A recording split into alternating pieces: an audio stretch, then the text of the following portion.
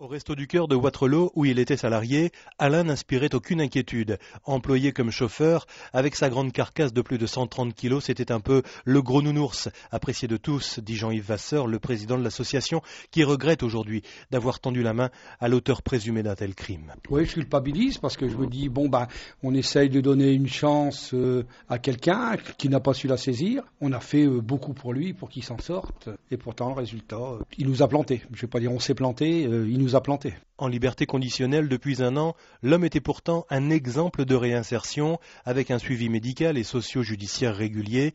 Virginie Valton, secrétaire nationale de l'Union syndicale de la magistrature. Il avait entamé les soins en détention. Pour envisager la libération conditionnelle, il avait eu des permissions de sortie pour qu'il y ait un relais entre les soins dans l'établissement et à l'extérieur. Ce suivi était respecté à la lettre. Il était volontaire apparemment dans la démarche de soins. Il y avait des rencontres régulières entre le médecin coordonnateur, les éducateurs chargés de son suivi et le médecin traitant. Et rien ne laissait présager cette récidive, malheureusement. Devant les enquêteurs, le suspect a expliqué qu'il avait cédé à une sorte de pulsion irrépressible. Les policiers, eux, sont plutôt convaincus que l'homme s'était mis en chasse de victimes depuis plusieurs semaines.